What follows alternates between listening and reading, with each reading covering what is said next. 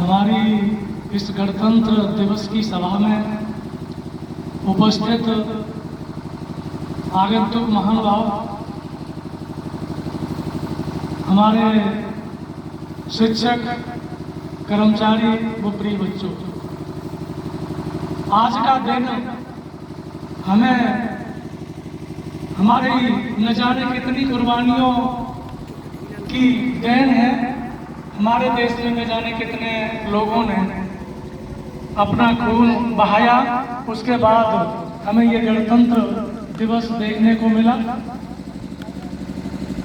हमारा देश आज़ाद हुआ 15 अगस्त 1947 ईस्वी को।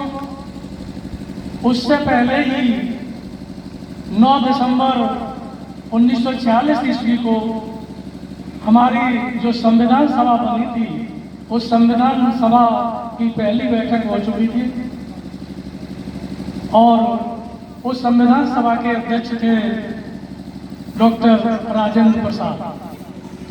उसके बाद फिर कई समितियों का गठन किया गया, 22 समितियां बनी। उन 22 समितियों में से एक प्रमुख समिति प्रारूप समिति।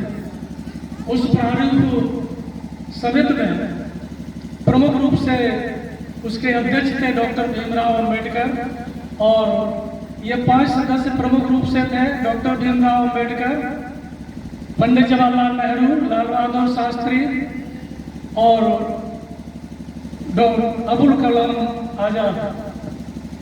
इस समिति का प्रमुख काम था संविधान का निर्माण करना, संविधान को लिखना। तो इन्होंने संविधान का निर्माण करके 26 नवंबर 1949 ईस्वी को इस संविधान का प्रारूप डॉक्टर राजेंद्र प्रसाद को सौंप दिया, यानी बनकर के संविधान तैयार हो गया। और इस संविधान पर इस संविधान की कुल मिलाकर के 114 बैठकें की गई। उन बैठकों में आम जनता को भी आमंत्रित किया गया और पत्रकारों के लिए लोगों को भी आमंत्रित किया गया। किसी के उसमें उस मीटिंग में जाने से पाबंदी नहीं थी। 24 जनवरी 1949 ईस्वी को इस संविधान की 2 प्रतियां हस्तलिखित थी। उन दोनों प्रतियों पर 284 सदस्यों ने अपने हस्ताक्षर किए और हमारा संविधान बनकर के तैयार हुआ और राजेंद्र प्रसाद को दिया गया। डॉक्टर राजेंद्र प्रसाद जो कि हमारे देश के प्रथम राष्ट्रपति थे, उन्होंने 21 तोपों की सलामी के साथ हमारे संविधान को 26 जनवरी 1950 ईस्वी को लागू किया और हमारा देश अपने कानून से चलने लगा। आज हम खुली हवा में सांस ले रहे हैं। यद्यपि जैसा कि हमारे आदरणीय अध्यापक श्री रविंद्र सिंह के द्वारा कहा गया था कि आज़ादी तो मिली, लेकिन ये आज़ादी खजूर पर लटकी हुई है। हम पूरी तरीके से आज़ाद नहीं हैं और इस आज़ादी को प्राप्त करने के लिए जिस तरीके से हमारे देश में स्वतंत्रता सेनानियों ने अपनी जान की कुर्बानी दी और आज जिस आज़ादी को उनके बलिदान के परिणाम स्वरूप हमने प्राप्त किया, वही आज़ादी आज आम जनता से छिनती हुई दिखाई दे रही है।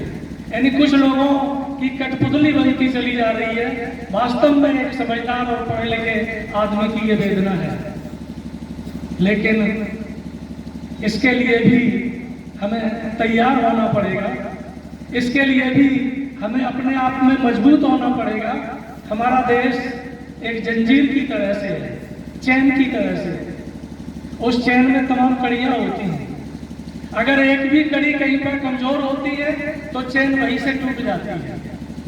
यानी हम और तुम सब हमारे अपने देश की कड़ियों के रूप में ही हमें अपने आप में बहुत ज़्यादा मजबूत होना पड़ेगा और हमारे जो अधिकार हैं उन अधिकारों को प्राप्त करने के लिए पूरा संघर्ष करना पड़ेगा।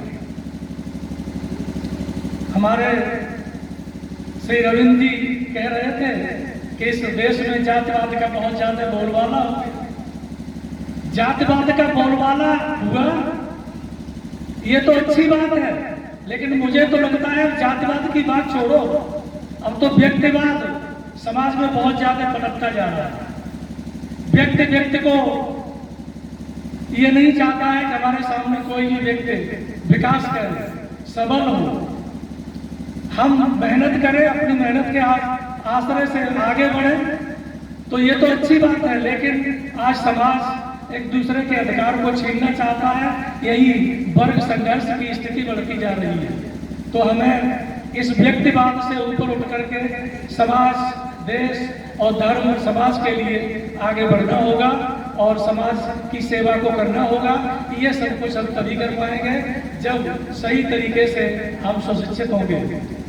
तो सुशिक्षित होना ही आपका पूरी तरीके से जीवन का उद्देश्य होना चाहिए।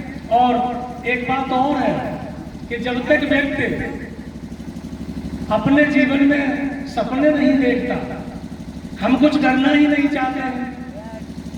अगर हम ये अपने दिल और दिमाग में सोचते रहते हैं कि हमें कुछ करना ही नहीं है, हमें कुछ बनना ही नहीं है, तो हमारा जीवन ही निस्सार हो जाएगा। निराशावादी दृष्टिकोण की तरफ हम आकर्षित होते चले जाएंगे।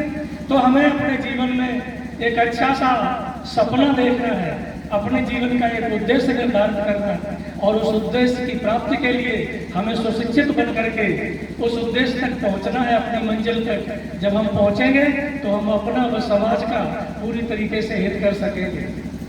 तो आज इस गणतंत्र दिवस के पावन पर्व पर आप लोग और हम सभी यही एक दृढ़ संकल्प करके जाएं कि हम अपने जीवन में अच्छे बनेंगे, सुशिक्षित बनेंगे, और सुशिक्षित बनने के बाद हम अपना देश, राष्ट्र और धर्म सबका कल्याण करेंगे। और यही आशा और विश्वास के साथ मैं एक बार फिर हमारे बीच में जो आगंतुक महानुभाव पधारे हुए हैं, उन सभी का मैं तहे दिल से सम्मान करता हूँ। आप लोगों के द्वारा जो आज के इस आयोजन में अपना बेशकीमती समय दिया गया, मैं उसके लिए आभार प्रकट करता हूँ और आप लोगों से यही आशा करता हूँ कि यहाँ हमारे बीच में आकर के हम सभी को ऐसा ही हमारा उत्साहवर्धन करते रहें। इन्हीं विचारों के साथ मैं अपनी वाणी को विराम देता हूँ।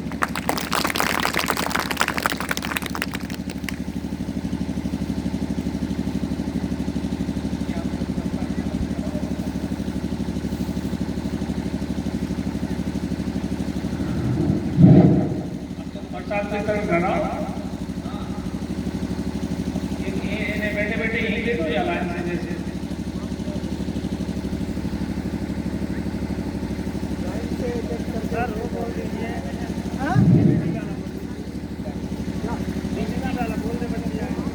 क्या चीज?